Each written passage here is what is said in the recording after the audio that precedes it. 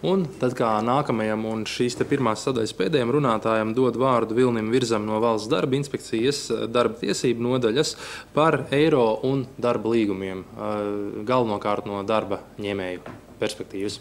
Lūdzu, Vilni. Labdien!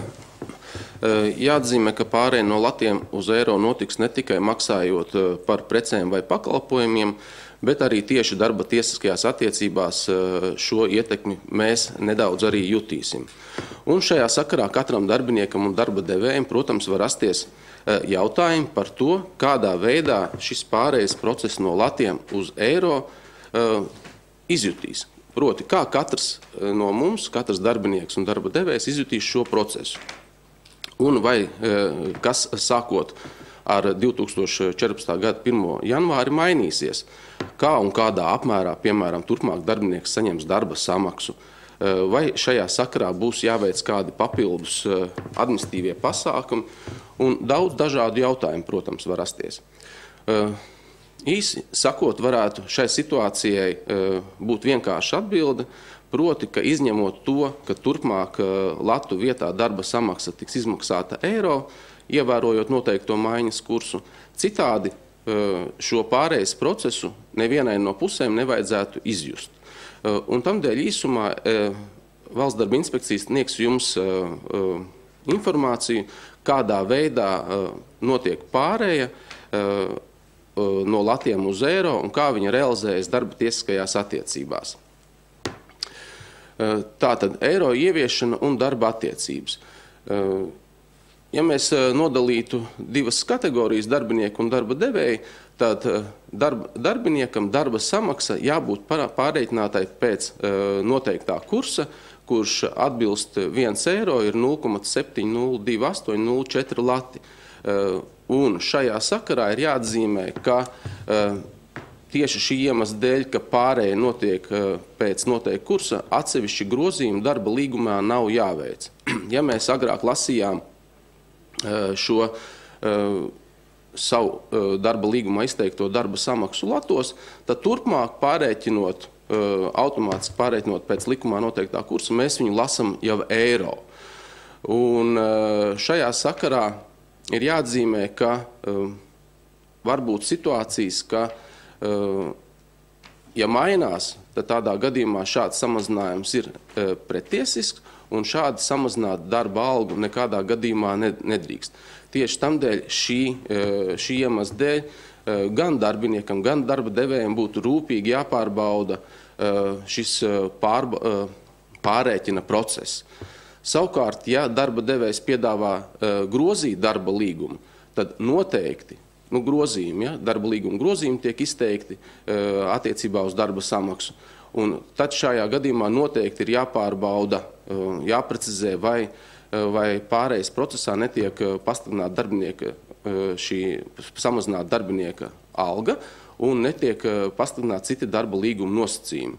Jebkurā gadījumā, ja tiek piedāvāts no darba devēja puses grozīt darba līgumu, šim procesam ir uzmanīgi jāseko, un ja gadījumā ir kaut kāds domstarpības vai neskaidrības šajā sakarā, ir nekādā gadījumā nevajadzētu šos līguma nosacījumus parakstīt. Jo, ja gadījumā dokuments vai darba līguma grozījumi tiks parakstīti, tādā gadījumā darbinieks jau būs vienojies, vai puses būs vienojušies par šiem grozījumiem, un viņi stāsies spēkā, un ļoti grūti būs darbiniekam šajā gadījumā apstrīdēt šos grozījumus,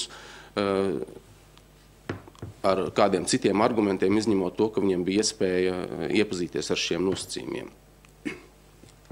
Ko darba attiecībās maina darba devējam šī situācija?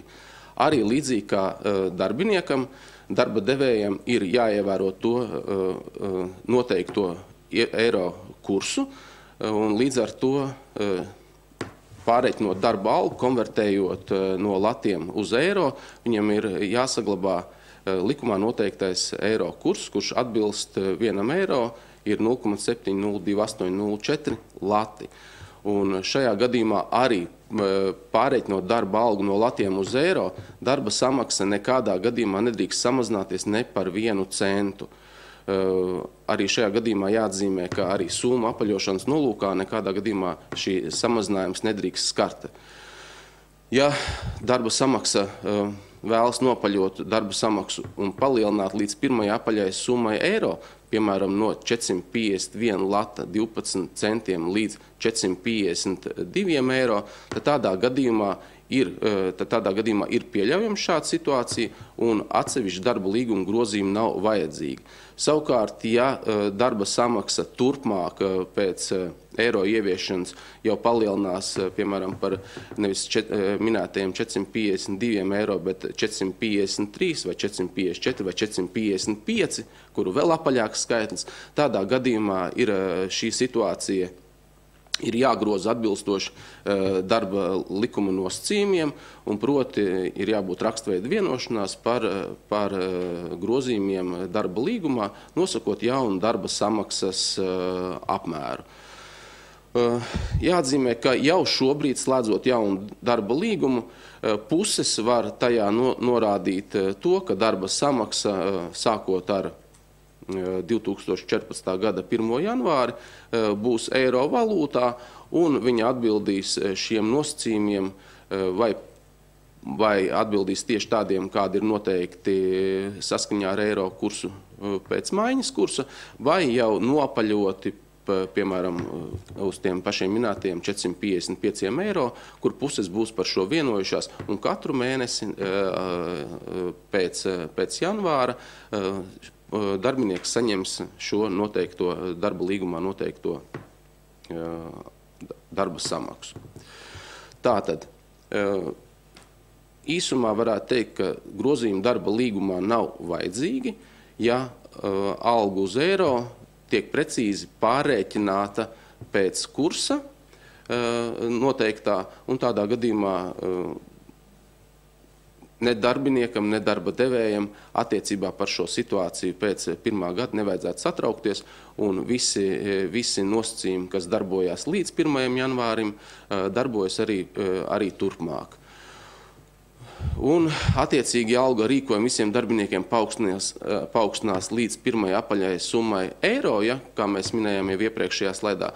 Tādā gadījumā šo nosaka rīkojumu, un nosakot to, kādi ir šie nopaļošanas koeficienti līdz pirmai vienībai. Savukārt, ja vēlas grozīt darba līguma nosacījumus, tad ir nepieciešami grozījumi tādos gadījumos, ja darba alga tiek samazināta kaut vai par 1 centu, un savukārt, ja darba algu vēlas palielināt vai nopaļot, piemēram, no 451 eiro līdz 455 eiro. Tādā gadījumā pusēm ir jāvienojas rakstveidā. Domāju, ka jebkurš darbinieks šādai situācijai piekritīs, un šie grozījumi arī tiks parakstīti no darbinieka puses.